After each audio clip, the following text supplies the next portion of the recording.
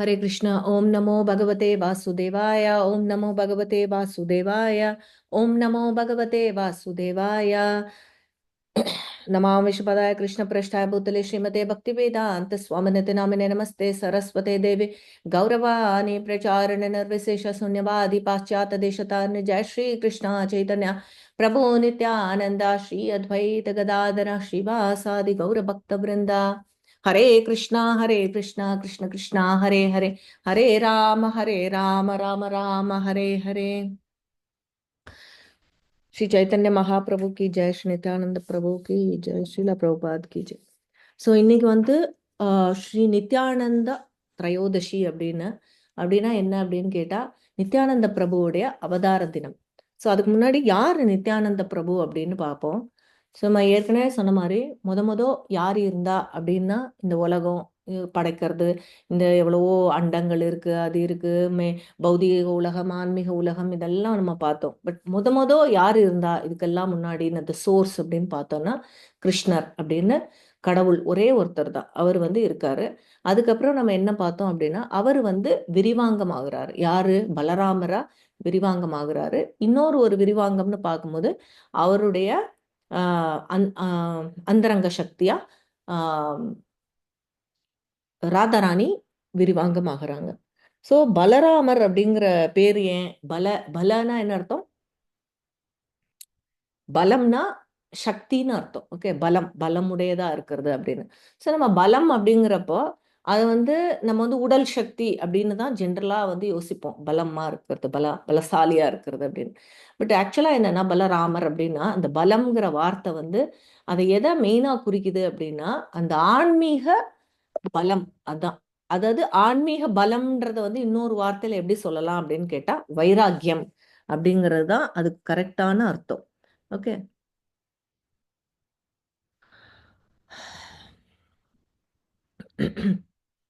So அதனாலதான் அந்த பக்தினா இப்போ நம்ம எல்லாம் வந்து கிருஷ்ணர் கிட்ட நம்மளுடைய நம்ம எல்லாரும் மனுஷனா பிறக்கிறோம்.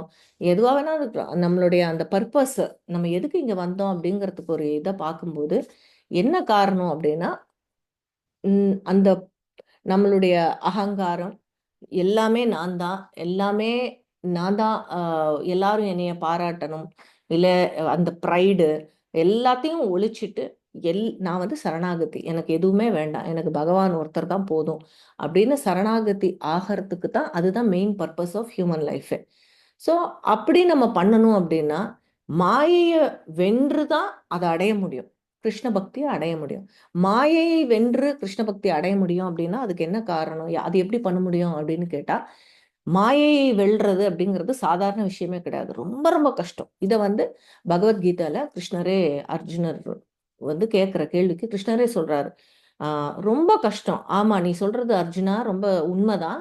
இந்த புலன்களை அடக்குவது அப்படிங்கிறது ரொம்ப ரொம்ப கஷ்டம்தான். ஆனா அந்த வைராக்கியம் உனக்கு இருந்துச்சு, நான் வந்து இதை விட்டு வெளியே வரணுன்ற வைராக்கியம் இருந்துச்சு அப்படின்னா நீ கண்டிப்பா அந்த அந்த உந்துதல் இருக்கு இல்லையா, ஒரு விஷயத்த வந்து இந்த இந்த இந்த பௌதிக உலகத்துல நமக்கு எதெல்லாம் இன்பமா தெரியுதோ அது எல்லாமே தீமை தான்.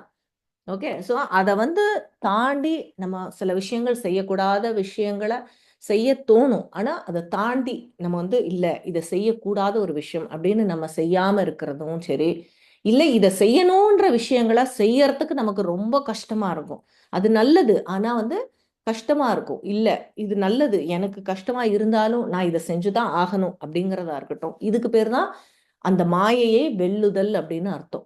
ஸோ இந்த மாயையை வென்று நான் வந்து அந்த நிலையை அடையணும், அந்த சுத்த சத்வ நிலையில நான் எப்போதுமே இருக்கணும் அப்படின்னா அதுக்கு என்ன முக்கியமா தேவை அப்படின்னு கேட்டா, பலம், அந்த வைராக்கியம். பலம் அப்படின்னா அதுக்கு ஈக்குவல் டு என்ன வார்த்தை அப்படின்னு கேட்டா வைராக்கியம். அந்த வைராக்கியம் தான் ரொம்ப ரொம்ப இம்பார்ட்டன்ட். ஸோ அந்த வைராக்கியத்தை கொடுக்கிறவர் யாரு அப்படின்னு கேட்டா, யாரு? பலராமர். அதான் பலங்கிறது அதை தான் குறிக்குது.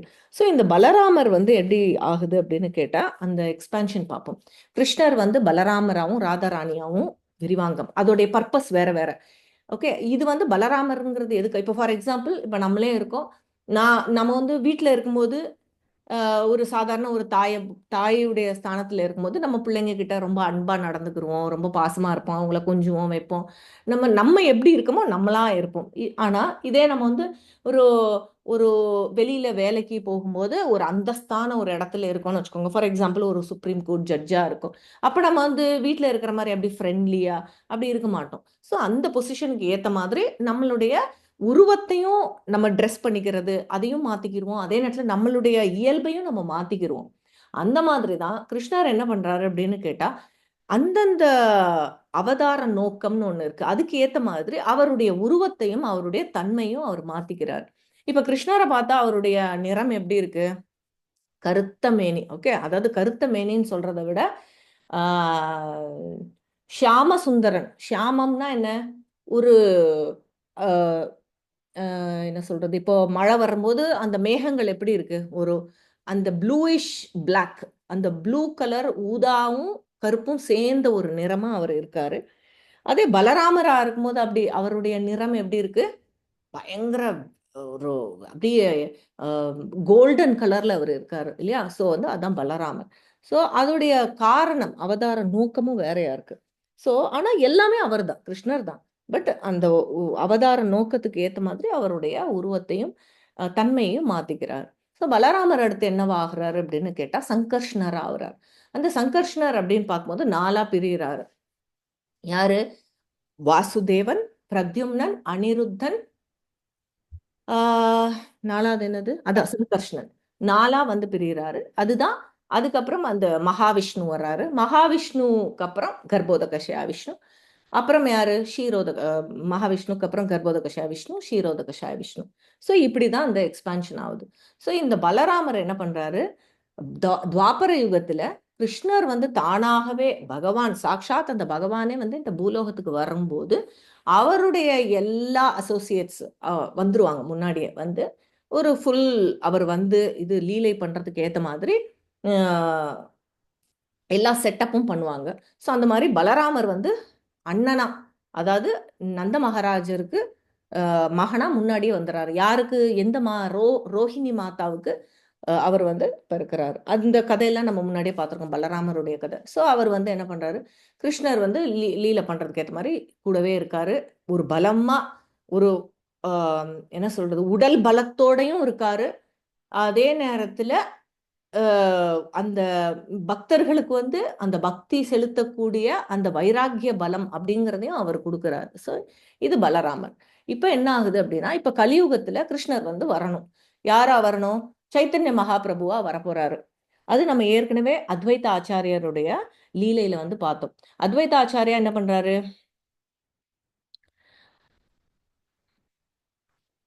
தவம் இருப்பாரு. ஆச்சாரியா தவம் இருக்காரு. அதாவது தவம்ங்கிறது கலியுகத்துல விட ரொம்ப இதா கலியுகத்துல விரதம் இருந்து நரசிம்மருக்கு விரதம் இருந்து சாலிகிராமம் நரசிம்ம சாலிகிராமுக்கு வந்து அவர் வந்து அபிஷேகம் பண்ணி வேண்டிக்கிறார். இந்த இந்த கலியுகம் அதாவது 500 வருஷத்துக்கு முன்னாடியே அவர் வேண்டிக்கிறாராம். ஐயோ ரொம்ப மோசமாயிட்டு இருக்கு. தயவு செய்து கிருஷ்ணா நீ வந்து தான் இந்த கலியுக தர்மமான நாம சங்கீர்த்தனத்தை இந்த மக்களுக்கெல்லாம் நீ கொடுக்கணும் அப்படின்னு சொல்லிட்டு அத்வைத ஆச்சாரியார்னா இவர் தான். இந்த இங்க இருக்கார் இல்லையா நான் ஆரோ மார்க் காட்டுறேன். இவர் தான் அத்வைத ஆச்சாரியார். இவர் யாருடைய அவதாரம் அப்படின்னு கேட்டா மகாவிஷ்ணுவினுடைய அவதாரம். ஸோ அவர் வந்து அவருடைய பிரார்த்தனையின் பேர்ல சைத்தன்ய மகாபிரபு வராரு. ஓகே. ஸோ அதுக்கு இன்னொரு ஒரு ரீசன் இருக்கு. ஏன் சைத்தன்ய மகாபிரபு வராரு அப்படின்னு கேட்டா அவர் யூஸ்வலா கிருஷ்ணர் ராமனா வரும்போதும் சரி கிருஷ்ணனா வரும்போதும் கருத்த மேனியோட இருக்கார். ஏன் சைத்தன்ய மகாபிரபுவா வரும்போது அவர் வந்து அப்படியே அப்படியே அப்படியே தங்க நிறத்துல வந்து சைத்தன்ய மகாபிரபு வரார். அதுக்கு என்ன காரணம் அப்படின்னு கேட்டா அவர் வந்து ராதாராணனுடைய அன்பை பார்த்து கிருஷ்ணருக்கே வந்து ஒரு பிரேமைனா அன்பு. பிரேம பிரேமையுடைய சாறு அப்படின்னாலே பிரேமைனா என்ன காதல்னு அர்த்தம். அந்த காதலினுடைய சாறு அப்படின்னாலே ராதை தான். அப்ப அந்த ராதையை பார்த்து கிருஷ்ணர் வந்து வியந்து போறாரு. எப்படி இவங்களுக்கு ராதைக்கு வந்து இவ்வளோ நம்ம மேல ஒரு அன்பு எப்படி இப்படி இதாக போகுது? நம்ம அதுக்கு ஒரு சின்ன கதை கூட பார்த்தோம். அதாவது ஒரு தடவை ருக்மிணி மாதா வந்து அம், ராதைய வந்து இன்வைட் பண்றாங்க அவங்களுடைய குடிலுக்கு. அப்ப வராங்க. இதெல்லாம் கல்யாணத்துக்கு அப்புறம். அப்புறம் கடைசி காலத்துல. அதாவது அவங்களுக்கு ஆல்மோஸ்ட் 100 வயசு இருக்கிற நேரத்துல குருக்ஷேத்திர போர் அந்த சமயங்கள்ல முடிஞ்சு ஒரு ஒரு எக்லிப்ஸ் ஒண்ணு வருது. அப்போ வந்து ராதையை பத்தி நிறைய கேள்விப்பட்டிருக்காங்க. சின்ன வயசுல கிருஷ்ணர் வந்து சின்ன வயசுல கிருஷ்ணர்னு என்னது, அவங்களோட பீரியட் வெறும் ஒரு 5 வயசுல இருந்து 12 வயசுல தான் பிருந்தாவன்ல இருக்காங்க. ஸோ அப்போ எப்போ ஆனா 12 வயசுக்கு மேல அவர் மதுரா வந்துட்டாரு. எவ்வளவோ வாழ்ந்து முடிச்சிட்டாரு. அவருக்கு 100 வயசு ஆயிடுச்சு. ஆனாலும் அந்த குறிப்பிட்ட அந்த 7-8 வருஷம் மெமரிஸ் அப்படிங்கிறது அவருக்கு வந்து ரொம்ப பெருசு. நம்ம ஜெகநாத் கதையில கூட என்ன பார்க்குறோம், அந்த பிருந்தாவனத்துல நடந்த கதையை ரோஹிணி மாதா வந்து எல்லாருக்கிட்டையும் ராணிகள் கிட்ட சொல்லும்போது அதை கேட்டு அந்த கிருஷ்ணரும் பலராமரும் சுபத்ரையும் அப்படியே உருகி போயிடுறாங்க. அதுதான் ஜெகநாதருடைய அம்சமா அவங்க ஆகுறாங்கன்னு பார்த்தோம். ஸோ அந்த அளவுக்கு அவங்க வந்து கிருஷ்ணரும் பலராமரும் அப்படி வந்து அந்த பிருந்தாவன அவங்க லீல பண்ணி கேள்விப்பட்டு, ஸோ அப்பதான் வந்து ராணிகள் எல்லாம் அவங்களோட ஆல்மோஸ்ட் 100 வயசுல வந்து ராதாராணியை பார்க்குறாங்க. இப்போ ராதாராணியை கூப்பிடுறாங்க, அவங்க குடிலுக்கு கூப்பிட்டு ருக்மணி வந்து ராதையை பார்த்த ஒரு ஆம், ஒரு இதுல வந்து அந்த என்ன சொல்லுவோம், அந்த எக்ஸைட்மெண்ட்ல வந்து சூடா கொதிக்கக்கூடிய பாலை வந்து கொடுத்துட்றாங்க. அப்போ வந்து ராதையும் வந்து ருக்மிணி அன்பா கொடுக்குறாங்க. இன்னொன்னு, அந்த ருக்மிணிங்கிறது வேற யாரும் இல்லை, மகாலட்சுமியினுடைய அவதாரம் தான். ஆனா அந்த மகாலட்சுமியே எங்க இருந்து வந்தாங்க, ராதையுடைய பெருவிரல் பெருவிரல் கணு காலில இருந்து கோடானு கோடி மகாலட்சுமிகள் வருவாங்க. அதுல வந்து அந்த ருக்மிணிங்கிறவங்க ஒரு மகாலட்சுமி. ஸோ அவங்க வந்து ராதையை பார்த்த எக்ஸைட்மெண்ட்ல அப்படியே அந்த ஒரு இதுல புத்துணர்வுல இது சூடான பாலை கொடுத்துறாங்க. அப்போ மகாலட்சுமியுடைய அன்பு பக்தி அதை வந்து இது பண்ண முடியாம ராதையும் குடிச்சிடுறாங்க. அப்ப அந்த ராத்திரி பார்த்தா கிருஷ்ணருக்கு கால் அமைக்க விடும்போது பார்த்தா என்ன ஆகுது, அவருடைய காலு வெந்து போயிருக்கு. அப்போ வந்து கேக்குறாங்க, ருக்மிணிக்கு அப்படியே தூக்கி வாரி போட்டுருச்சு. கிருஷ்ணா, என்ன இப்படி உங்க காலு இப்படி வெந்து போயிருக்கு அப்படின்னு கேட்கும்போது கிருஷ்ணர் சொல்றாரு, ஆமா, என்ன சொல்றாரு, ராதை வந்து அவளுடைய இதயத்துல எப்போதும் என்னுடைய தாமரை பாதத்துக்கு பாதத்தை அந்த அவளுடைய மனசுலயே வச்சு பூஜை பண்றா. சோ அப்படி நீ சூடான பாலை காலையில கொடுத்தல, அதுதான் என்னுடைய பாதம் வெந்து போச்சுங்கிறார். சோ அந்த மாதிரி ஒரு காதல் 2 பேருக்கும்.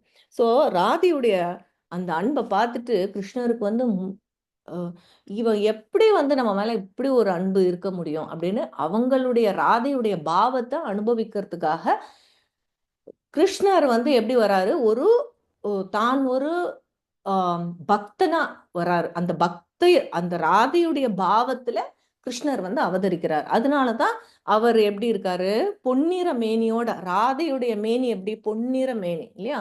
சோ அந்த மாதிரி சைத்தன்ய மகாபிரபு இருக்காரு. அவருக்குள்ள இருக்கிற பாவமும் எப்படின்னா ராதையுடைய பாவம் தான். ஓகே. சோ ஒரு பக்தன் எப்படி இருக்கணும், பிரேம பக்தியோட இருக்கக்கூடிய, அதீத பிரேம பக்தியோட கிருஷ்ணர் மேல இருக்கக்கூடிய ஒரு பக்தன் எப்படி இருக்கணும் அப்படிங்கிற இதை வந்து அவரே அனுபவிக்கிறதுக்காக கிருஷ்ணரே வந்து வராரு. இப்போ ஃபார் எக்ஸாம்பிள், இப்போ நம்மளே வந்து இப்போ நம்ம பார்க்க ரொம்ப நல்லா இருக்கும், நல்ல ஒரு ஆக்ட்ரஸே இருக்காங்க, ஒரு கண்ணாடி முன்னாடி நிற்கும் போது அவங்க என்ன யோசிப்பாங்க, சே நல்லா இருக்குமே, நம்ம அழகா இருக்கமே பார்க்கறதுக்கு, கண் எவ்வளவு அழகா சாமி நமக்கு படைச்சிருக்காரு அப்படின்னு இருக்கும்போது அந்த சாட்சாத் பகவானுக்கு இருக்காதா, எப்படி இவ்வளோ தன்னைத்தானே அனுபவிக்கிற ஆசைப்படுறாரு. ஓகே, எல்லாமே அவரா இருந்தாலும் தன்னைத்தானே அவர் வந்து அனுபவிக்க ஆசைப்பட்டு அவர் என்ன பண்றாரு, ராதையுடைய பாவத்துல கிருஷ்ணர் வந்து சைத்தன்ய மகாபிரபுவா வராரு. ஓகே. சோ அடுத்து வந்து பார்க்கும்போது அத்வைத ஆச்சாரியார் வந்து வேண்டிக்கிறாரு, அப்ப சைத்தன்ய மகாபிரபு இப்ப வரணும், அவதரிக்கணும். அப்ப அதுக்கு முன்னாடி யாரு வருவா, பலராமர் ஓடி வந்துருவார் இல்லையா. பலராமர் எல்லாரும் வந்துருவாங்க. ஸோ அதே மாதிரி சச்சி தேவி, அதாவது உம் மாயாப்பூர் நவத்வீப்புங்கிற இடத்துல சச்சி தேவிங்கிற ஒரு பெண்மணிக்கு மகனா மூத்தவனா யார் பிறக்கிறாரு, பலராமர் வந்து யார அவதரிக்கிறாரு, ஸ்ரீ ஸ்ரீ நித்யானந்த பிரபுவா அவதரிக்கிறாரு. ஃபர்ஸ்ட் சைத்தன்ய மகாபிரபு வர்றதுக்கு முன்னாடியே அவர் வந்து அண்ணனா வந்து வராரு. ஓகே. ஸோ அதுக்கப்புறம் தான் சைத்தன்ய மகாபிரபு அடுத்த குழந்தையா வராரு. ஸோ இதுதான் வந்து அவங்களுடைய அவதாரம் உடைய கதை. ஸோ இன்னைக்கு தான் வந்து நித்யானந்த பிரபு, இவர் தான் பலராமருடைய அம்சமான நித்யானந்த பிரபு, அவருடைய ஒரு இது இன்னைக்கு அவதார தினம். ஸோ இப்போ நம்ம பார்க்கும்போது நித்யானந்த அப்படின்னு அவர் வந்து எப்படி சொல்லலாம் அப்படின்னு கேட்டா, கிருஷ்ணர் வந்து யாரு, அவர் வந்து அது எப்படி சொல்றது அப்படின்னு கேட்டா, வந்தே ஜெகத்குரும். கிருஷ்ணர் அப்படின்னா வந்தே ஜெகத்குரும்னா என்ன அர்த்தம், குருமார்களுக்கெல்லாம் குரு அப்படிங்கிறவர் கிருஷ்ணர் அப்படின்னு சொல்லலாம். ஓகே, அந்த மாதிரி அவருடைய ரெப்ரசன்டேட்டிவ்ஸ்ன்னு சொல்லுவோம் இல்லையா, ஆம், அவருடைய என்ன சொல்றது, அவரை சார்ந்து அவரை ரெப்ரசன்ட் பண்ணி தான் எல்லா குருமார்களும் வர்றாங்க. ஸோ அதுல முதல் குருமார்னு சொல்லும்போது இவர் தான், நித்யானந்த பிரபு தான், அவர் தான். ஸோ அவர் எப்படிப்பட்டவர் அப்படின்னு கேட்டா, பகவானை விட ரொம்ப இரக்க குணமா இருக்கக்கூடியவர். ஓகே, ஸோ அவங்க எல்லாம் எதுக்கு இங்க வர்றாங்க அப்படின்னு கேட்டா, இப்ப நம்ம எல்லாரும் கோடானு கோடி பேர் இருக்கும். ஒரு ஒரு பூமியிலேயே எத்தனையோ கோடி பேர் இருக்கும். இப்ப அதே மாதிரி இந்த பௌதீக உலகம், ஒரு அண்டத்துக்குள்ள ஒரு பௌதீக உலகம்னா எத்தனையோ பேர் இருக்காங்க இல்லையா, தேவர்கள் இருக்காங்க, அதுலயே வந்து கந்தர்வர்கள், அப்புறம் கீழ் லோகத்துல பார்த்தா பாதாளம், அத்தல வித்தல இதுல இருக்கிறவங்க, இப்படின்னு எத்தனையோ பேர் இருக்காங்க, ஜீவராசிகள். இந்த மாதிரி ஒரு அண்டம் இல்லை, இது மாதிரி எத்தனையோ கோடானு கோடி அண்டங்கள், அதுல எத்தனையோ உயிர்வாளிகள் இருக்காங்க. இதுல எத்தனை பேருக்கு ஆஹ் அப்பா இந்த பௌதீக உலகம் அப்படிங்கிறது ரொம்ப மோசமானது, இது ரொம்ப ஒரு ஜெயில் மாதிரி, இதுல இருந்து வெளியே வரணும் அப்படிங்கிற எண்ணம் எத்தனை பேருக்கு இருக்கும்னு கேட்டா ரொம்ப சில பேருக்கு தான் இருக்கும். ஏன்னா இன்னும் ஒரு அன்பார்ச்சுனேட்லி எவ்வளவோ கோடானு கோடி பேருக்கு, ஓ நம்ம இந்த மாதிரி ஒரு மோசமான நிலைமையில இருக்கோம், நம்ம வந்து இருக்கக்கூடாத ஒரு இடத்துல இருக்கோங்கிறதே தெரியாம எவ்வளவோ கோடானு கோடி பேர் வாழ்ந்துட்டு இருக்காங்க இல்லையா. ஸோ அவங்கள விட்டுருங்க. ஆனா ஓகே, எனக்கு பகவானுடைய கிருபையினாலையும் குருவுடைய கிருபையினாலையும் எனக்கு விஷயம் தெரிய வந்துருச்சு. ஆமா, நான் இருக்கிறது ஒரு ஜெயில். இப்போ ஒரு இடத்துல வந்து ஒரு ஒரு ஃபாரின் கண்ட்ரியில ஒரு நியூஸ் வருது.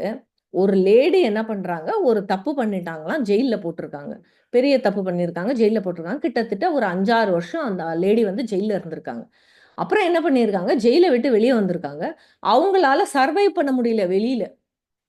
அவங்களுக்கு வந்து டெய்லி சம்பாத்தியம் அது இது அது சரியா வரல. அதோட என்ன பண்ணாங்க, வேணும்னே பேசாம ஜெயில் தான் நமக்கு கம்ஃபர்டபுளா இருக்கு அப்படின்னு சொல்லிட்டு ஏதோ ஒரு தப்பு பண்ணிட்டு திருப்பியும் ஜெயிலுக்கு போயிருக்காங்க. அப்போ வந்து கேட்கும்போது, நீ எதுக்கு திருப்பியும் ஜெயிலுக்கு வந்த அப்படின்னு கேட்கும்போது அது சொல்லியிருக்காங்க, இல்ல எனக்கு ஜெயில் தான் ரொம்ப வசதியா இருக்கு, சொஃபஸ்டிகேட்டடா இருக்கு அப்படிங்கிறாங்க.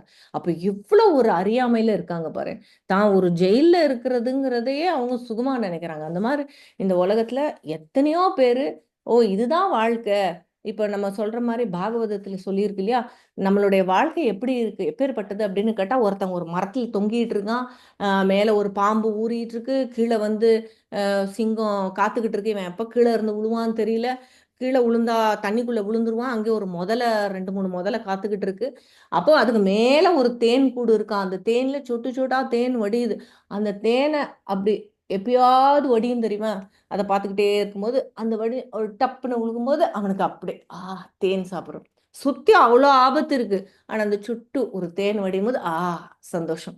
இப்படிதான் இந்த உலகத்துல எல்லாரும் வாழ்ந்து, நம்ம மட்டும்தான் கஷ்டப்படுறோம்னு இல்லை, இந்த உலகத்துல எல்லாரும் கஷ்டம்தான் படுறாங்க. பெரியவங்க, பெரிய ஆளு, பெரிய பவர்ல இருக்காங்க, எவ்வளோ அப்படின்னு நம்ம நினைக்கிறோம். பட் எல்லாருக்கும் இதே மாதிரி துன்பம் அப்படிதான் இருக்கு. ஆனாலும் அதுதான் வாழ்க்கை, இதுதான் சந்தோஷம் அப்படின்னு தான் ஒரு ஜெயிலுக்கு வந்திருக்கோம், இருக்கக்கூடாத இடத்துக்கு இருக்கோம், இது என் இடமே இல்லைன்ற கூட தெரியாத அளவுக்கு அறியாமையில எத்தனையோ கோடானு கோடி பேர் இருந்தாலும், ஒரு சிலர் தான் வந்து என்ன ஆகுது தெரியுது, ஆமா நான் தப்பான இடத்துல இருக்கேன், இது என்னுடைய இடமே கிடையாது, அந்த பகவானுடைய அந்த வீடு, அந்த ஆன்மீக உலகம்தான் என்னுடைய நிஜமான வீடு, நான் வந்து அவருடைய அம்சம், நான் வந்து இந்த மனுஷ உடம்பு கிடையாது அப்படின்னு உணரக்கூடிய ஜீவராசிகள் ரொம்ப கம்மி. அந்த ஜீவராசிகளை காப்பாத்தி எவ்வளோ சீக்கிரம் முடியுமோ கூட்டிட்டு போறவர் தான் குரு.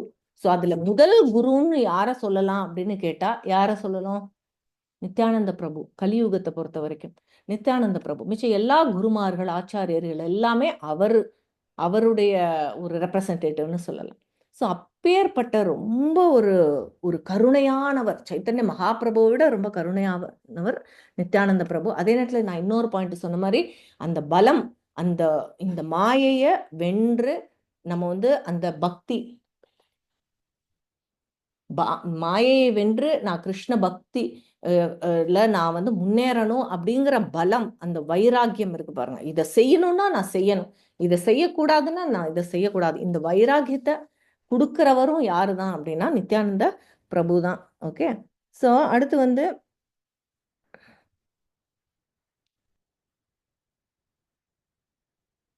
ஓகே. ஸோ இது இது இது வந்து நித்யானந்த பிரபுவை பற்றி சொல்லுறது.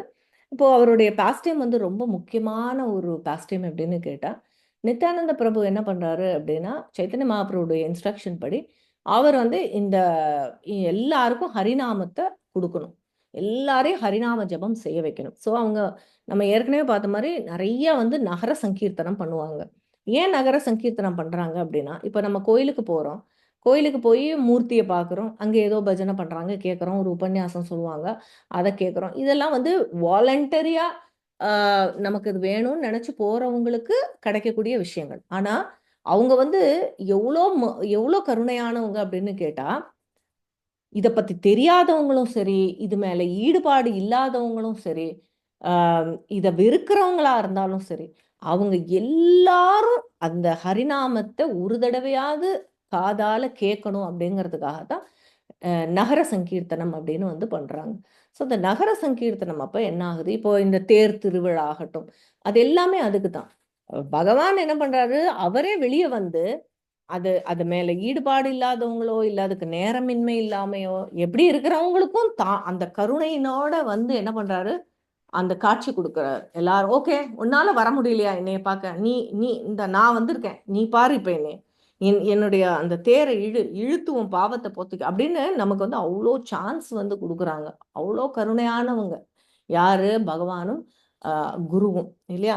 ஸோ இப்போ குருன்னு எடுத்துக்கிட்டா அவங்க என்ன சொல்லுவாங்க எப்போதுமே, குருங்கிறவர் காலம் காலம் ஆனாலும் என்ன பண்ணுவாரா, நம்மளை கைவிடவே மாட்டார். நம்மளை வந்து எவ்வளோ தப்பு பண்ணாலும் சரி, எவ்வளோ நம்ம அவருடைய பேச்சை கேட்காம அவருடைய இன்ஸ்ட்ரக்ஷன்ஸ் ஃபாலோ பண்ணலைன்னாலும் நம்மளை விடவே மாட்டார். நிறைய சூழ்நிலைகள் சந்தர்ப்பங்களை அமைச்சு கொடுத்து நமக்கு வாய்ப்பு கொடுத்து கொடுத்து நமக்கு ஹெல்ப் பண்ணிக்கிட்டே தான் இருக்காங்க யாரு, குருமார்கள். ஸோ அப்போ அந்த மாதிரி நகர சங்கீர்த்தனம் அப்படிங்கிறது தான் ரொம்ப முக்கியமான ஒரு பக்தி சேவையா வந்து சைத்தன்ய மகாபிரபு எடுத்துக்கிறார். ஸோ நித்யானந்த பிரபுட்ட சொல்றாரு, உன்னோட வேலை என்ன அப்படின்னா, நீ வந்து ஃபுல்லா நகர சங்கீர்த்தனம் பண்ணணும். அப்ப என்ன ஆகுது அப்படின்னு கேட்டா, ஹரிதாஸ் தாக்கூர் அப்படின்னு ஒரு பக்தர் இருக்கார். அவர் யாருடைய அம்சம் அப்படின்னா, பிரம்மாவினுடைய அம்சம். யாரு, ஹரிதாஸ் தாக்கூர். ஸோ இவங்க ரெண்டு பேரும் ஒரு நாள் என்ன பண்றாங்க, வீதியில வந்து ஹரிநாமம் சொல்லிக்கிட்டே, ஹரே கிருஷ்ணா கிருஷ்ண கிருஷ்ணா ஹரே ஹரே, ஹரே ராமா ராம ராமா ஹரே ஹரே சொல்லி அப்படியே அந்த நாமத்தை பாடிக்கிட்டு அவங்க வந்து போயிட்டே இருக்காங்க. அப்போ என்ன ஆகுது அப்படின்னு கேட்டா, ரெண்டு குடிகாரங்க, ஒரு அண்ணன் தம்பி, அவங்க பேரு ஜதாய் மதாய் அப்படின்னு ஜகாய் மதாய் அப்படின்னு. அவங்க ரெண்டு பேரும் எப்படி அப்படின்னு கேட்டா, எப்படி எப்படி ஒரு மனுஷன் வாழக்கூடாதோ அந்த மாதிரி வாழ்க்கை வாழ்றவங்க. அதாவது எல்லா உலகத்துல இருக்கிற எல்லா கெட்ட பழக்கமும் இருக்கு. ஒரு அவங்க வந்து அடிப்படையா வந்து ஒரு நல்ல பிராமண குடும்பத்துல பிறந்தவங்களா இருந்தாலும் தப்பான சேர்க்கையினால இந்த மாதிரி தப்பான விஷயங்கள், பெண்களோட தொடர்பு, தன்னுடைய குடும்பத்தை பார்க்கறது இல்லை, இந்த மாதிரி இருந்து ரோட்ல வந்து தான் யாருன்னே தெரியாத அளவுக்கு குடிச்சு கடக்கிறவங்க. அப்படி ஒரு ஒரு ஆத்மாக்களா இருந்தாலும் நித்யானந்த பிரபு நம்மளா இருந்தா என்ன பண்ணுவோம், ஐயா அவங்க கிட்ட போறதையே நம்ம ஒரு அசிங்கமா நினைப்போம். ஆனா நித்யானந்த பிரபு என்ன சொல்றாரு, ஐயோ இவங்க இப்படி இருக்காங்களே, இந்த ஆத்மாக்கள் ரெண்டும் இவ்வளோ கஷ்டப்படுதே அப்படின்னு யோசிக்கிறார். இப்போ அதுதான் நம்ம சொல்றோம். அதாவது இந்த பக்தர்களை, இந்த இவர் Shri Krishna Chaitanya Prabhu Nityananda, one second. Okay. So அப்போ என்ன பண்ணுறாங்க அப்படின்னா, அந்த ஸ்ரீ கிருஷ்ண சைத்தன்யா பிரபு அப்படின்னு நரோத்தமதாஸ் தாக்கூர் அவருடைய பாட்டில் நம்ம பார்த்தோம்னா, கடைசியாக வந்து அவர் எழுதியிருப்பாரு, கிருஷ்ணா சாரி சைத்தன்ய மகாபிரபுடைய டிவோட்டிஸ் அவங்க. அப்போ அவர் சொல்றாரு, இந்த இந்த இந்த பூமியில விழுந்து கிடக்கிற இந்த ஃபாலன் சோல்ஸ் அப்படிம்பாங்க, அதாவது ரொம்ப தகுதியற்ற ஒரு ஆத்மா அப்படின்னு எத்தனையோ பேர் இருந்தாலும் மீன்ஸ் ஃபர்ஸ்ட் எப்படி சொல்லுவாருன்னா, நீ வந்து கூட்டிட்டு போகணும், இந்த ஃபாலன் சோல்ஸ் கூட்டிட்டு போகணும்னு நினைச்சா என்னைய ஃபர்ஸ்ட் கூட்டிட்டு போ கிருஷ்ணா அப்படிங்கிறாரு. ஏன் ஏன் என்னைய ஃபர்ஸ்ட் கூட்டிட்டு போன்னு ஏன் சொல்றாரு? ம் என்னைய ஃபர்ஸ்ட் கூட்டிட்டு போன்றாராம். சீக்கிரம் காப்பாத்திங்க இருந்து என்னைய ஃபர்ஸ்ட் கூட்டிட்டு போ. ஏன்னு கேட்டா அவர் சொல்றாராம், ஏன்னா இங்க இருக்கக்கூடிய இந்த தாழ்ந்த ஆன்மாக்கள்லயே நான் தான் மிக மிக தாழ்ந்த ஆத்மா. அதனால ஃபர்ஸ்ட் நீ என்னைய தான் கூட்டிட்டு போகணும் அப்படிங்கிறாராம். ஓகே, நரோத்தம தாஸ் சொல்றாரு. ஓகே, ஸோ அப்படின்னா அந்த டிவோட்டீஸ் என்ன பண்ணுவாங்க, அவங்களோட பிரேயர்ஸே தான் வந்து, ஓ நான் பெரிய பக்தன், நான் இத்தனை வேதாந்த சூத்திரம் எழுதியிருக்கேன், நான் அப்படி இப்போ நம்ம எல்லாம் ஒரு பாட்டு எழுதிட்டோம்னு வச்சுக்கோங்க, நமக்கு எவ்வளோ சந்தோஷமா இருக்கும். ஓ, நான் எப்படி பக்தி பண்றேன், நான் எப்படி டெய்லி 16 மாலை பண்ணிடுறேன், இதுவே நமக்கு ரொம்ப பெருமையா இருக்கு. அப்போ அவங்களுக்கெல்லாம் எப்படி இருக்கும், அவங்கெல்லாம் பெரிய ஸ்காலர்ஸ். ஆனா அவங்க சொல்றாங்க, அதுதான் ரியல் எஜுகேஷன். எவ்வளோ நம்ம அறிவு வள வள வளர்ந் சாரி அறிவு வளர்ந்தாலும் அதுக்கேத்த மாதிரி எப்படி இருக்கணும், அடக்கம் அப்படிங்கிறதும் அதே மாதிரி இருக்கணும், ஜாஸ்தி இருக்கணும். எவ்வளோ தெரிய ஒரு விஷயம் தெரிய தெரிய தெரிய அடக்கமும் ஜாஸ்தி இருக்கணும். ஸோ அதுதான் ரியல் ஒரு quality of a devotee. So அந்த மாதிரி நரோத்தமதாசர் சொல்றாரு, நான் தான் இருக்கத்திலேயே ரொம்ப ஒரு பாவப்பட்ட கேவலமான ஒரு இதான ஒரு ஆத்மா, அதனால கிருஷ்ணா என்னைய ஃபர்ஸ்ட் கூட்டிட்டு போப்பா இங்க இருந்து அப்படின்னு சொல்றாராம். சோ அப்போ நித்யானந்த பிரபுடைய இதுவும் அதேதான். இவன் வந்து இவ்வளோ பாவப்பட்டு இருக்கானே, இவனை காப்பாத்தணும். ஓகே, ஸோ கிருஷ்ணான்னு நம்ம வீட்டுக்கு வந்து நாம சங்கீர்த்தனம் பண்றது, ட்ரை பண்றது, அதெல்லாம் ஓகே. பட் ஒரு பாவப்பட்டவனா இருந்தா கூட அவனையும் எப்படியாவது நம்ம கிருஷ்ணகிட்ட கொண்டு போய் சேர்க்கணும் அப்படிங்கிறது அந்த அளவுக்கு. ஸோ அவங்களையே அவ்வளோ கன்சிடர் பண்ணா முயற்சி பண்ற பக்தர்களுக்கு எப்படி நித்யானந்த பிரபு வந்து உதவி செய்வார், யோசிச்சு பாருங்க. ஸோ அப்படி வந்து அந்த அவங்க கிட்ட போய் சொல்றாரு. அவங்கள வந்து தூக்கி விட்டு நித்யானந்த பிரபு வந்து, ஐயோ நீங்க இப்படி இருக்கீங்களே, ஒண்ணுமே இல்ல, மறந்துருவோம். இதுவரைக்கும் உங்க வாழ்க்கையில எப்படி இருந்தீங்களோ அதெல்லாம் மறந்துருங்க.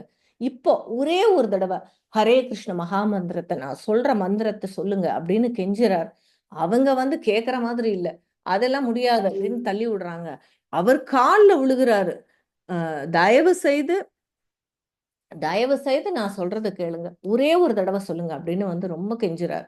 அப்ப வந்து முடியவே முடியாதுன்னு பிடிச்சு பயங்கரமா தள்ளி விட்டுறாங்க.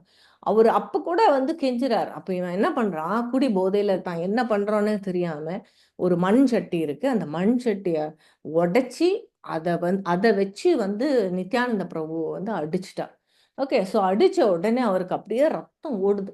அப்ப கூட அவர் வந்து என்ன பண்றாரு, அப்படியே பிடிச்சிக்கிட்டு, அப்ப கூட அவருக்கு கொஞ்சம் கூட கோவம் வரல.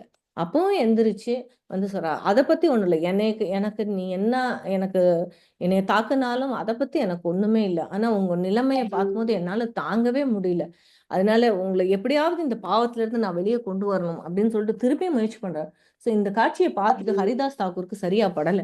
அப்ப என்ன பண்றாரு, உடனே சைத்தன்ய மகாபிரபு கிட்ட ஓடி போயிட்டு விஷயத்த சொல்றாரு, இந்த மாதிரி நடந்துட்டு இருக்கு, அவரை இது பண்ணிட்டாங்க அப்படின்னு. சைத்தன்ய மகாபிரபு வந்து என்ன பண்றாரு, அவரு வந்து என்ன சொல்லுவாங்க, அவதாரங்கள்லயே அவரை தான் வந்து மிகவும் கருணையான அவதாரம்னு சொல்லுவாங்க. ஏன் அப்படின்னு கேட்டா, ஒரு ஒரு அவதாரத்திலையும் கிருஷ்ணரோ ராமரோ எல்லா இடத்துலயும் வந்து அவர் என்ன பண்ணுவாரு, சண்டை போடுறாங்க. லைக் அவங்களுக்கு ஒரு வெப்பன் வச்சிருப்பாங்க இல்லையா, ஒரு ஆயுதம் இருக்கு. ஓகே, சோ ஆனா சைத்தன்ய மகாபிரபுவுடைய சுதர்சன சக்கரம், கிருஷ்ணரா இருக்கும்போது சுதர்சன சக்கரத்தையே வச்சிருக்காரு தாங்க. அப்புறம் ராமரா இருக்கும்போது வில்லு வச்சிருக்காரு. ஆனா சைத்தன்ய மகாபிரபு வரும்போது அவர் எந்த வெப்பனுமே யூஸ் பண்ணல. ஒரே ஒரு வெப்பன் தான் அவர் யூஸ் பண்றாரு. என்னது, மக்களுடைய, அதாவது துஷ்டர்களை அழிப்பதற்கு ஹரிநாமம். Very nice. ஸோ அந்த ஹரிநாமம், ஹரே கிருஷ்ணா கிருஷ்ண கிருஷ்ணா ஹரே ஹரே, ஹரே ராம ராம ராம ஹரே ஹரே, இது ஒண்ணுதான் வெப்பன். ஏன்னா நமக்கு ராமனா இருக்கும்போது ராவணனை ஒழிக்கிறாங்க, மற்றும் அரக்கர்களை ஒழிக்கிறாங்க. கிருஷ்ணனா இருக்கும்போது அந்த மாதிரி இருக்கிறாங்க. ஆனா கலியுகத்துல நம்மளுடைய அசுரனே யாரு, நமக்குள்ள இருக்கக்கூடிய கெட்ட விஷயங்கள் இல்லையா, பொய், பொறாமை, ஆம், பெருமிதம், ஆம், இதெல்லாம் தான் அசுரர்கள். அப்ப அந்த அசுரர்களை வெல்லுவதற்கு ஆயுதம் என்ன, ஹரே கிருஷ்ண மகாமந்திரம். ஸோ அந்த மாதிரி அவர் எந்த ஆயுதமும் இல்லாம சைத்தன்ய மகாபிரபுவா இந்த ஒரு ஹரிநாம ஆயுதத்தை பயன்படுத்தி இந்த அசுரர்களை வெளில வர்றார். ஸோ அவரே என்ன பண்றாரு அப்படின்னு கேட்டா, அந்த கருணையான வடிவமா இருக்கக்கூடிய சைத்தன்ய மகாபிரபு நித்யானந்த பிரபுக்கு இப்படி ஒரு இது ஆயிடுச்சு அப்படின்னு உடனே அவருக்கு கோவம் வந்துருச்சு. கோவம் வந்து என்ன பண்றாரு, அப்படியே அப்பதான் மொத அவருடைய இதையே வந்து அவருடைய பராக்கிரமத்தை வந்து காமிச்சிடுறாரு. அதுக்கு முன்னாடி யார் என்ன சொன்னா கூட, நான் ஒரு சாதாரண பக்தன், நான் ஒரு கிருஷ்ண பக்தன் அப்படிதான் அவர் சொல்லிட்டு இருந்தாரு. ஆனா நித்யானந்த பிரபு அடிபட்டதை பார்த்தோன்னே, பக்தர்களுக்கு ஏதாவது ஒண்ணுன்னா பகவானால தாங்கிக்கவே முடியாது. அதுக்கு தான் எப்போதுமே சொல்லுவாங்க, நம்மளுமே ரொம்ப கேர்ஃபுல்லா இருக்கணும். பாகவத அபச்சாரம் மட்டும் பண்ணவே கூடாது. ஒரு சின்னதா அவங்களுடைய பக்தியை பத்தி விமர்சனம் பண்றதோ, நமக்கு தெரியாது அவங்க எப்படி பக்தி பண்றாங்க, அவங்க வெளியில வந்து ஒரு மாதிரி ஷோ ஆஃப் பண்றாங்களா, இல்ல நிஜமாவே அவங்க அவ்வளவு பக்தியா இருக்காங்களா, நமக்கு தெரியாது. ஆனா அந்த மாதிரி விஷயங்கள்ல நம்ம கொஞ்சம் கிரிட்டிசைஸ் பண்ணா கூட அது வந்து நமக்கு பெரிய பாகவத அபச்சாரம் ஆயிடும்.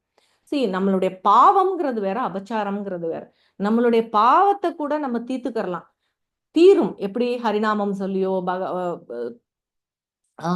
துளசி மாடம், துளசிக்கு இது பண்ணியோ, பக்தர்களை சேவ் பண்ணி அதெல்லாம் தீரும். ஆனா இந்த சாரி என்ன சொல்லுவோம், பாகவத அபச்சாரம் அப்படின்னு வரும்போது அதை தீர்க்கிறது ரொம்ப ரொம்ப கஷ்டம். அதனாலதான் எஸ்பெஷலி பக்தர்கள் கிட்ட மட்டும் வச்சுக்கவே கூடாது. ஏன்னா பகவான் வந்து என்ன சொல்றது, அதை அவரால் எடுத்துக்கவே முடியாது. நரசிம்ம அவதாரத்துல கூட ஹிரண்யகசிபு அவன் வாழ்க்கை பூரா வந்து ஹரிய வந்து, விஷ்ணுவை வந்து கட்ட பழி பண்ணிக்கிட்டே தான் இருக்காரு. ஆனா அவர் ஒரு தடவை கூட என்னை ஏன் இப்படி சொன்ன, ஏன் ஏன் ஏன் என்னை இப்படி தப்பா பேசுறேன்னு அவர் கேட்கவே இல்லை.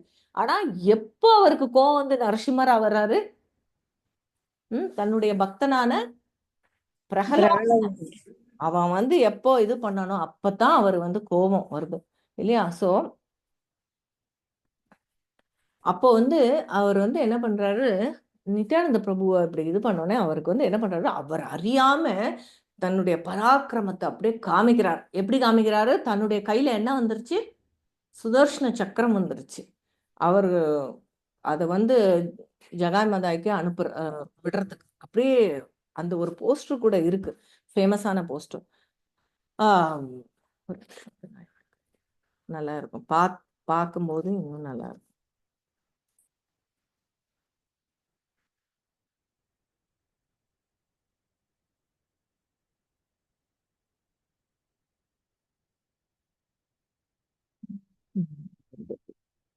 பாருங்க, இதுல பாத்தீங்கன்னா தெரியும்.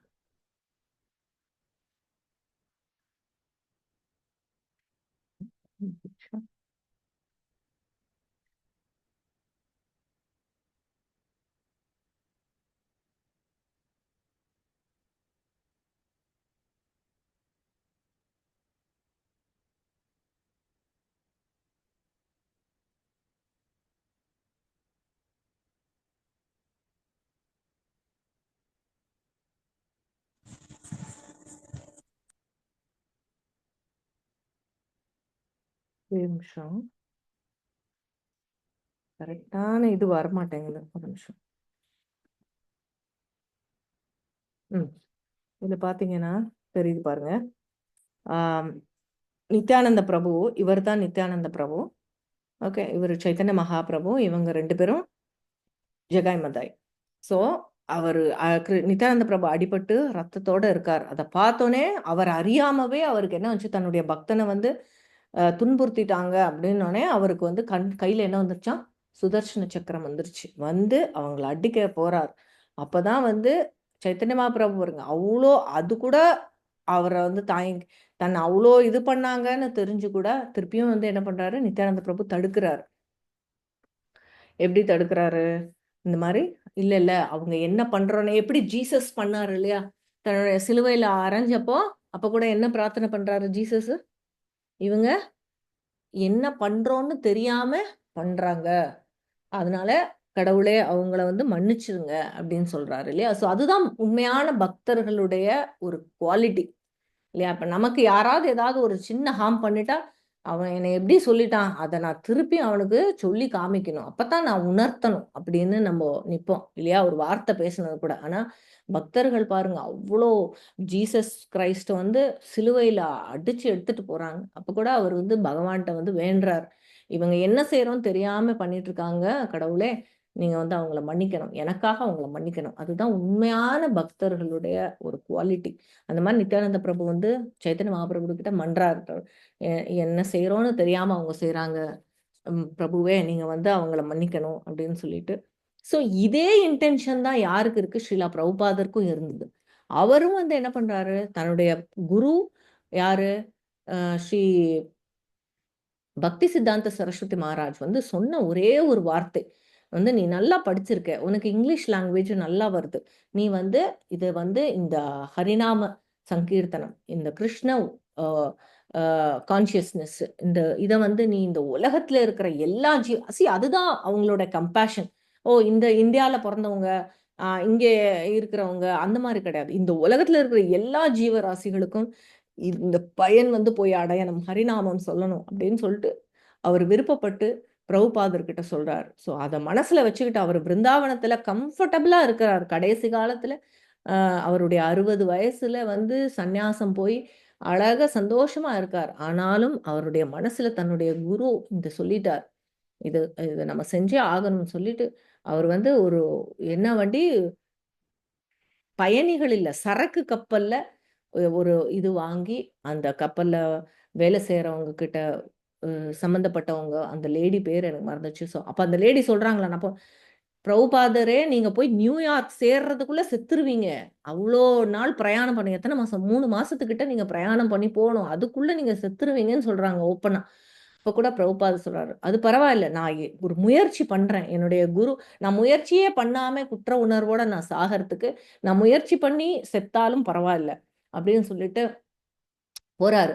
அதுவும் எந்த மாதிரி உலகத்துக்கு போறாரு, அமெரிக்கா. அமெரிக்கா எப்படி கலாச்சார சீர்கேடு அப்படின்னா அங்கதான் இருக்கு. ஓகே, அவங்களுக்கு வந்து இதெல்லாம் எதுவுமே தெரியாது, யார் வேணாலும் யார் கூட இருப்பாங்க, 10 வருஷம் ஒண்ணா வாழ்வாங்க, அப்புறம்தான் கல்யாணங்கிறதே வரும். அந்த மாதிரி இருக்கக்கூடிய வேற ஏதோ ஒரு நாடு.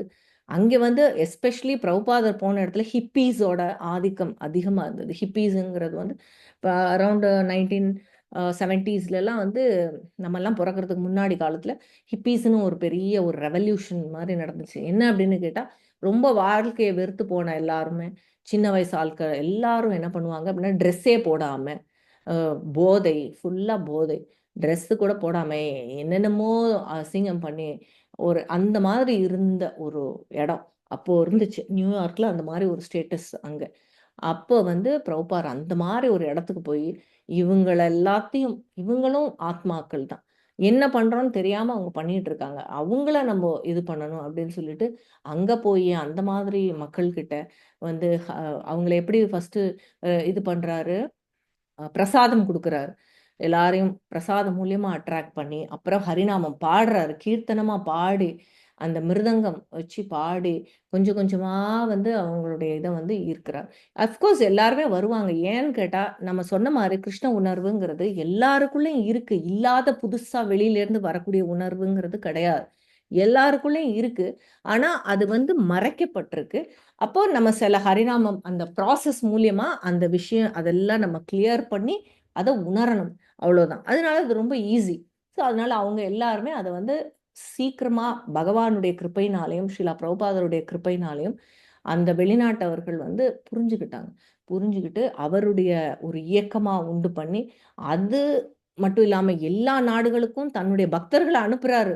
அவங்கெல்லாம் எந்த அளவுக்கு குவாலிஃபைடுன்னு கூட தெரியும். எல்லாருக்கும் நாம சங்கீர்த்தனம் கொடுக்குறாரு, சாரி, நாம தீட்சை கொடுக்குறாரு, ஹரிநாம தீட்சை கொடுக்குறாரு. தீட்சைன்னா நான் அன்னைக்கே சொன்ன மாதிரி தீட்சைங்கிறதெல்லாம் சாதாரணம் இல்லை. அவன் வந்து அந்த குரு என்ன பண்றாரு அப்படின்னா, இதுவரைக்கும் ஜென்ம ஜென்மத்துக்கும் அவன் செஞ்ச பாவத்தை தான் ஏத்துக்கிறாரு. ஏத்துக்கிட்டு புது மனுஷனா இந்த உலகத்துக்கு வந்து அவனை வந்து கொடுக்குறாரு. அப்போ அதுக்கப்புறம் அவன் வந்து அவ்வளோ கரெக்டா இருக்கணும்.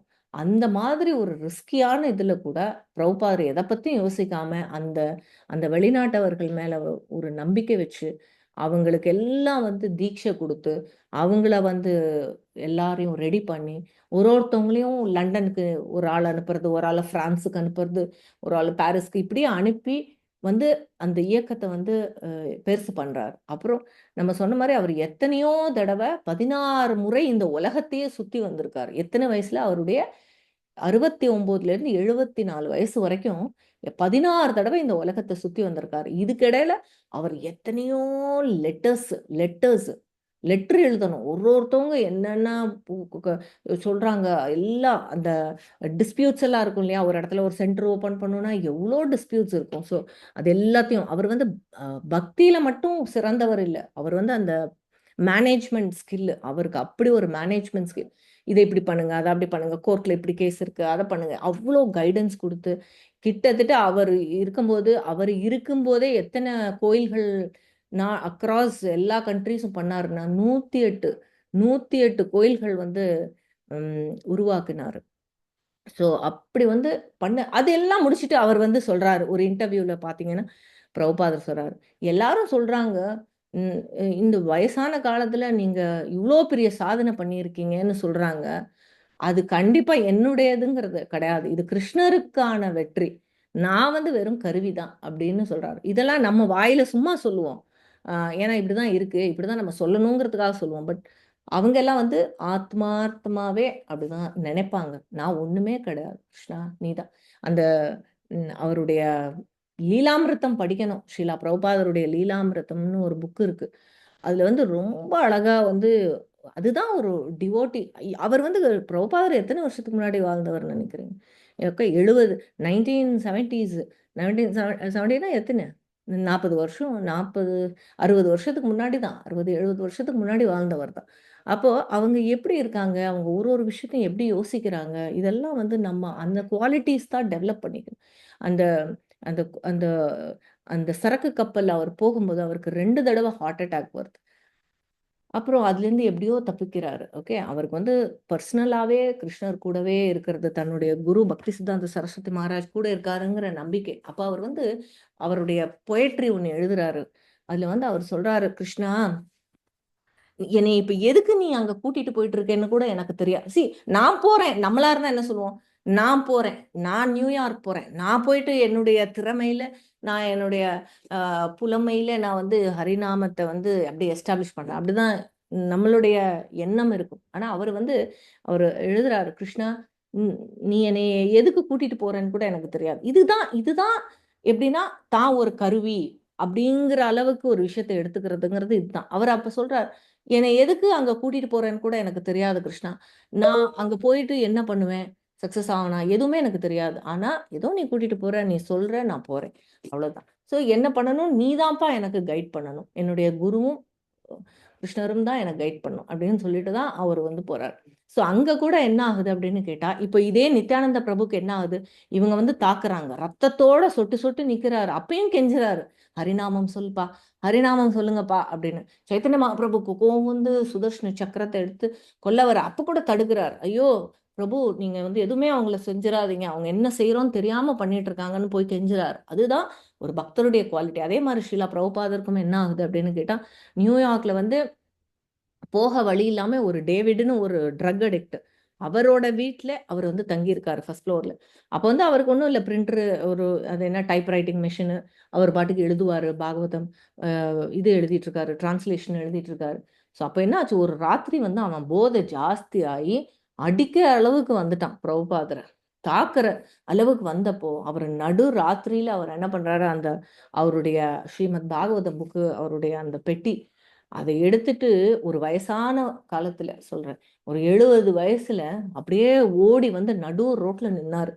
என்ன பண்றோன்னு தெரியல அவருக்கு. அந்த அந்த மாதிரி சில கஷ்டங்கள், சில இல்லை, இந்த மாதிரி பல கஷ்டத்தை வந்து ஸ்ரீலா பிரபுபாதர் வந்து அனுபவிச்சிருக்காரு. எதுக்காக? ரீசன் என்ன?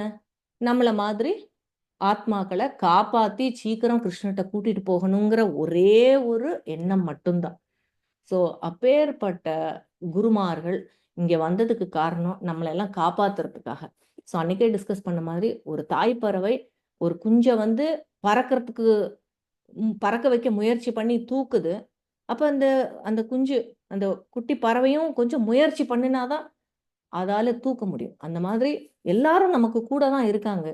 ஸ்ரீல பிரபுபாதர் இருக்காரு, நித்யானந்த பிரபு இருக்காங்க, கிருஷ்ணர், ராதாராணி, துளசி மகாராணி, எல்லாரும் நம்மளுக்கு ஏதாவது ஒரு வகையில காப்பாத்துறதுக்கு எல்லாரும் ரெடியா இருக்காங்க. ஆனா நம்மளுடைய முயற்சி கொஞ்சோண்டு இருந்தா கூட போதும். அவங்க வந்து நம்மள நல்லா வந்து சீக்கிரம் இந்த இதுலேருந்து கூட்டிட்டு போயிடுவாங்க. ஸோ அதனால நம்மளும் நம்ம சைடு முயற்சி பண்ணுவோம். ஸோ இன்னைக்கு நித்யானந்த திரையோதசி, நித்யானந்த பிரபு கிட்ட நம்ம நல்லா பிரார்த்தனை பண்ணிக்கிறோம். மிகவும் கருணையானவர், சைத்தன்ய மகாபிரபுவை விட கருணையானவர் நித்யானந்த பிரபு, பலராமருடைய அம்சம். ஸோ ஹரே கிருஷ்ணா. ஆஹ் அவங்க சொல்லக்கூடிய ஒரே ஒரு விஷயம் வந்து இவ்வளவுதான்: ஹரிநாமம். நல்ல குவாலிட்டி சாண்டிங் பண்ணுங்க. எதுவும் இல்லை, ஹரிநாமம் பண்ணும்போது வேற எந்த வேலையும் செய்யாதீங்க. நாமத்தை சொல்லும்போது அந்த நாமத்தை கேளுங்க. ஹரே கிருஷ்ணா கிருஷ்ணா கிருஷ்ணா ஹரே ஹரே, ஹரே ராம ராம ராம ஹரே ஹரே அப்படின்னு நம்ம சொல்லும் போதே அதை கேட்கணும். கிருஷ்ணருக்கும் நாமத்துக்கும் பெரிய வித்தியாசமே இல்லை, ரெண்டு பேரும் ஒண்ணுதான். அன்னைக்கு ஒரு ஒரு இது பார்த்தேன், ஒரு போட்டோ பார்த்தேன். அதுல வந்து நல்லா இருந்துச்சு. எப்படி போட்டிருந்தாங்கன்னா, இப்போ ஒரு நாள் நம்ம டெய்லி காலையில பூஜை பண்றோம் கிருஷ்ணருக்கு. அப்ப நமக்கு ஏதோ ஒரு வேலை வந்துருச்சு அன்னைக்கு. அப்போ வந்து ஓகே கிருஷ்ணா, இன்னைக்கு எனக்கு டைம் இல்லப்பா, எனக்கு ஆஃபீஸ்க்கு லேட் ஆயிடுச்சு, இன்னைக்கு ஒரு முக்கியமான மீட்டிங் வேற இருக்கு, சாரி நான் சாயந்தரம் வந்து பார்த்துக்கிறேன் அப்படின்னு சொல்லிட்டு நம்ம கதை உடச்சிட்டு போயிடுறோம். அப்போ அதுக்கு ஆக்சுவலாக அதுக்கு வந்து கீழே ஒரு ஃபோட்டோ போட்டிருந்தாங்க.